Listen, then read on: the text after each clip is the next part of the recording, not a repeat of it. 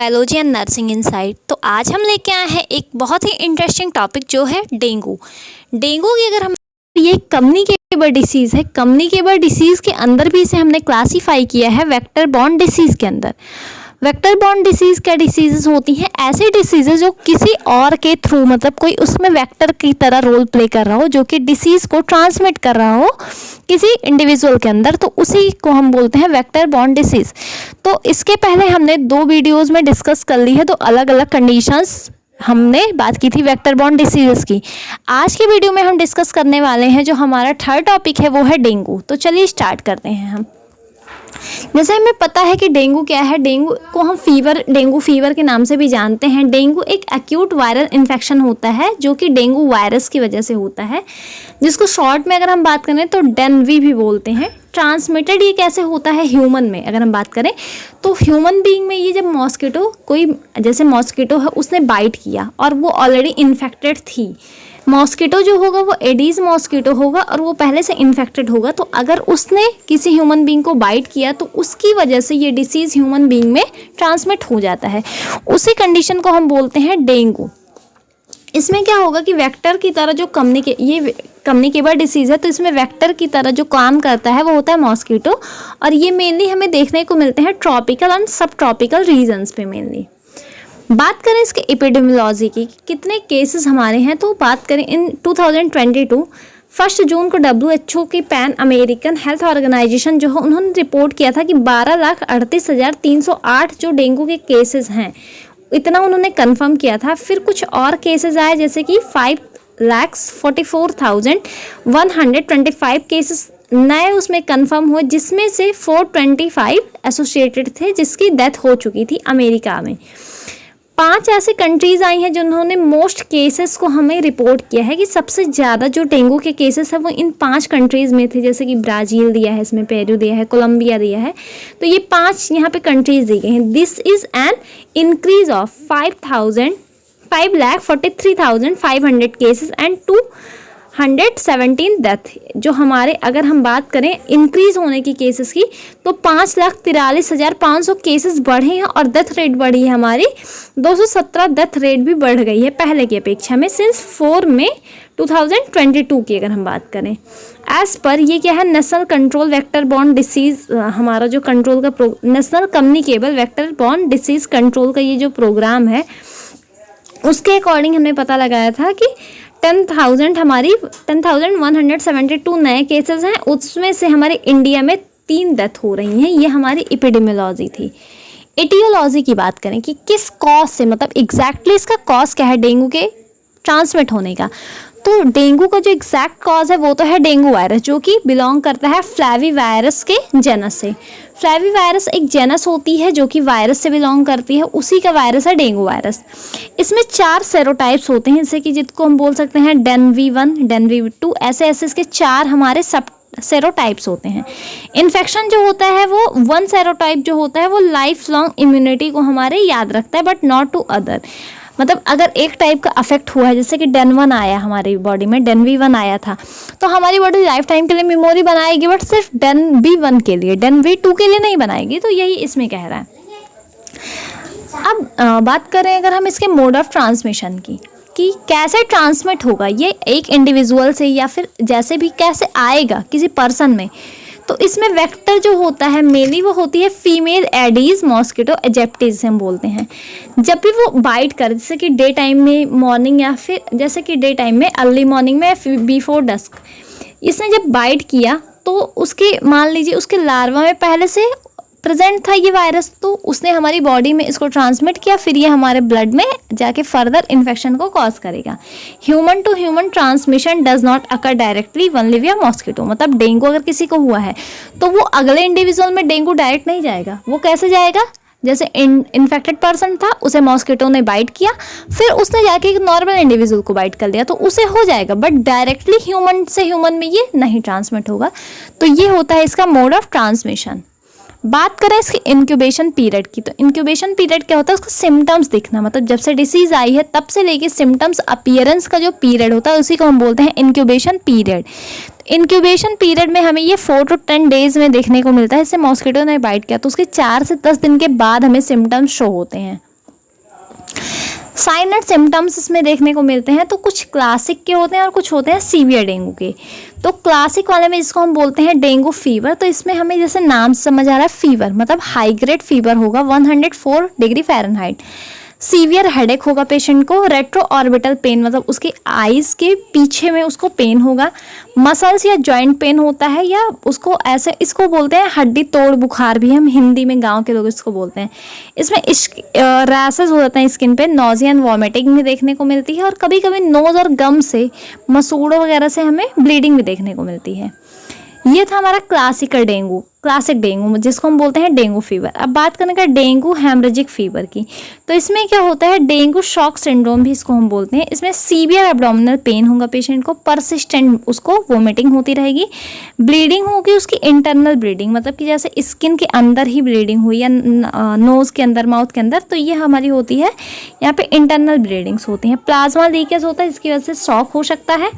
Organ भी इसमें हमारे बहुत सारे डैमेज हो जाते हैं, लेकिन मेनली अगर बात करें कि कौन सा ऑर्गन हमारा डैमेज हो जाएगा तो वो होगा लीवर।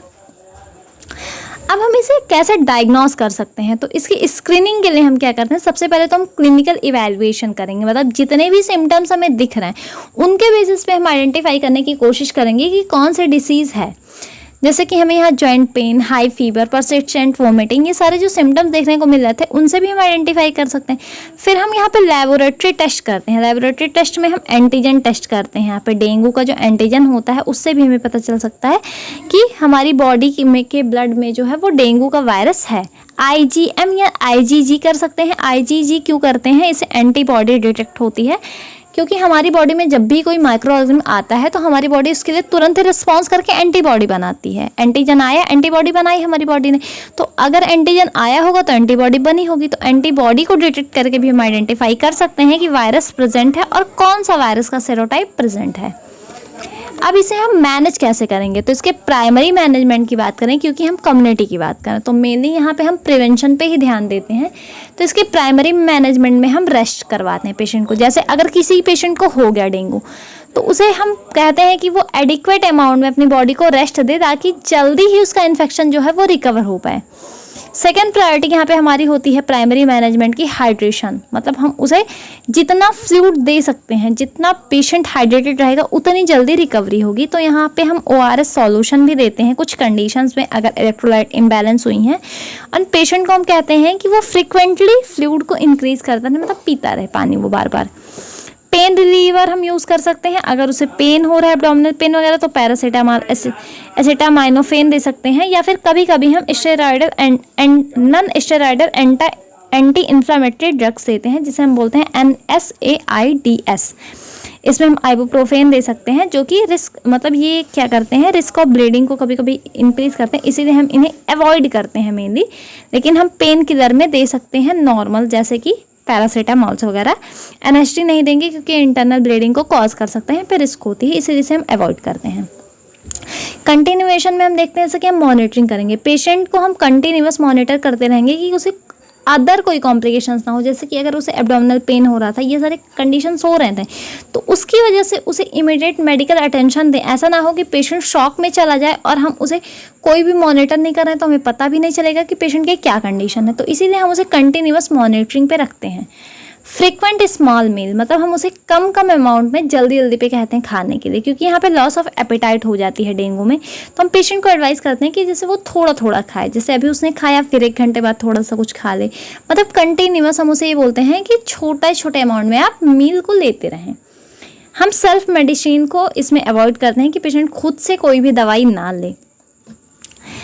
जैसे कि यहाँ अवॉइड करवाएंगे सेल्फ मेडिसिन, जैसे वो एंटीबायोटिक कोई ले रहा है जो कि डॉक्टर ने प्रिस्क्राइब ही नहीं की है, और यहाँ पे हमारा वायरल इन्फेक्शन, तो एंटीबायोटिक हमारी यहाँ पे वायरल इन्फेक्शन को तो ट्रीट करेगी नहीं, तो इसीलिए हम उसे बोलते हैं कि वो अवॉइड करे, खुद से कोई भी मेडिसिन ना ले, आइदर डॉक्टर को प्रिस्क्राइब करता है। देन हम करते हैं इसमें हॉस्पिटलाइजेशन अगर नेसेसरी है। सीवियर केस है, डेंगू के बहुत सारे कॉम्प्लिकेशंस कॉज हो रहे हैं, ऑर्गन्स फेल हो रहे हैं, तो उस कंडीशन में हम पेशेंट को एडमिट करते हैं, सारे उसके ICU के इंटेंसिव केयर्स प्रोवाइड कराते हैं एंड फ्लूइड को मेंटेन करते हैं। ये था हमारा प्राइमरी मैनेजमेंट। अब बात करें हम इसके प्रिवेंशन की, तो प्रिवेंशन में अगर हम सबसे पहले इसके सोर्स को ही ख़त्म कर दें जिसकी वजह से ये फैल रहा है, तो हम इसे ईजिली ख़त्म कर सकते हैं। तो मॉस्किटो को हम कंट्रोल कर लें। मॉस्किटो को कंट्रोल करने के लिए हमें क्या करना है, सोर्स को रिड्यूस कर देना है जैसे भी वो फैल रहे हैं। तो हम यहाँ पे मॉस्किटो के लिए जैसे मॉस्किटो साइट्स वगैरह जो हैं वहाँ पे ब्रीडिंग यूज़ करते हैं कम्युनिटीज़ एरिया में। इस वाटर जो इकट्ठा हो जाता है उसे अवॉइड करते हैं। ये सारी चीज़ें करके हम जैसे कि सोर्स जो है उनके मच्छरों के उन्हें ही ख़त्म कर सकते हैं। देन होता है इंश्योर। हम इंश्योर करते हैं कि जो वाटर का एक्यूमुलेशन है वो ना हो कहीं भी, और प्रॉपर ड्रेनेज सिस्टम हम यूज़ करें। देन होता है यूज़। लार्विसाइड्स हम यूज़ कर सकते हैं, जैसे कि लार्वा जो होते हैं मच्छर के वो भी पनपते रहते हैं पानी के सराउंडिंग में, तो हम यहाँ पे लार्विसाइड्स भी यूज़ कर सकते हैं ताकि फर्दर जो उनकी ब्रीडिंग है वो ना हो और उनकी साइड्स पे उन्हें हम किल कर पाएँ मॉस्किटो के लार्वा को। ये 3 चीज़ करने के बाद हम पर्सनल प्रोटेक्शन कर सकते हैं, जैसे कि हम बेड नेट यूज़ करें। जब भी हम सोते हैं तो हम बेड नेट यूज़ करें ताकि हमें नाइट के टाइम पे जब हम सो रहे होते हैं मच्छर ना काट पाए। मॉस्किटो रिपेलेंट हम यूज़ कर सकते हैं, मतलब ऐसी कोई चीज़ जो मॉस्किटो को रिपेल करे ताकि वो हमारे स्किन पे या क्लॉथ पे ना आए। Specially during early morning and left afternoon में हम ये यूज़ करते हैं। वियरिंग प्रोटेक्टिव क्लॉथिंग, हम फुल स्लीव के कपड़े पहने, लॉन्ग पैंट्स पहने, मतलब हमारी कहीं भी बॉडी ओपन ना हो जिससे मच्छर में काट पाएँ। विंडो और डोर्स को हम कंटिन्यूस बंद करके रखते हैं, या फिर वहाँ पे जैसे हम नेट लाइक कुछ लगवा सकते हैं ताकि मच्छर जो है वो अंदर ना आ पाए।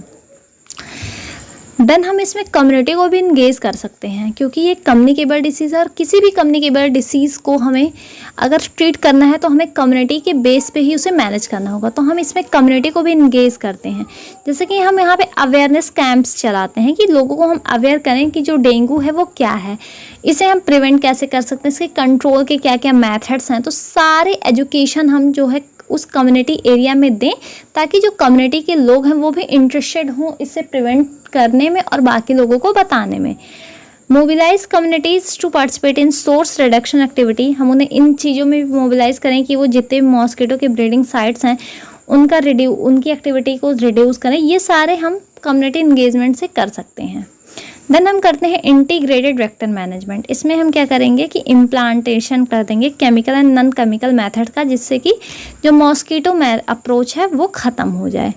इंडोर रेसिडिवल स्प्रेइंग भी यूज़ कर सकते हैं कि हम स्प्रे यूज़ कर लें अगर एडल्ट है कोई अंदर ही है घर के। अर्ली केस डिटेक्शन करके भी हम यहाँ पे ट्रीट कर सकते हैं। अगर हमने जल्दी ही सारे उसके बिहेवियर को आइडेंटिफाई कर लिया है सिम्टम्स को, तो वहाँ पे हम इनकरेज करते हैं पेशेंट को डायग्नोस करने के लिए, एंड देन उसके मैनेजमेंट में हम उसे हेल्प कर सकते हैं। और हमें पता है कि अगर अर्ली डायग्नोस कर पाएंगे तो अर्ली उसे ट्रीट भी कर पाएंगे। तो ये था आज का हमारा टॉपिक, जो था हमारा वेक्टर बॉर्न डिसीज़ का थर्ड टॉपिक डेंगू। डेंगू को हम डेंगू फीवर भी बोलते हैं। ये एक ब्रेक बॉर्न फीवर के नाम से भी जानी जाती है ये कंडीशन जो होती है। इसमें मैंने हमें देखने को मिलता है कि डेंगू वायरस होता है जो मॉस्किटो की बाइट करने से ह्यूमन बीइंग में जाके स्प्रेड होता है एंड डिसीज़ कॉज करता है। ये कम्युनिकेबल डिसीज़ है, लेकिन ये ह्यूमन से ह्यूमन में नहीं फैलती है। किसी इन्फेक्टेड ह्यूमन को जब बाइट करता है मॉस्किटो और उससे जाके नॉर्मल को बाइट करेगा तभी होगा। यहाँ पे ये सारी चीज़ें हमने डिस्कस की थी। प्रिवेंशन में हम अगर मच्छर से बच रहे हैं तो हम इससे डेंगू से ईजिली बच सकते हैं, क्योंकि वही इसका वेक्टर है। तो होप आपको ये वीडियो अच्छी लगी है। वीडियो अच्छी लगी तो लाइक करें, शेयर करें एंड सब्सक्राइब करना ना भूलें। Thank you.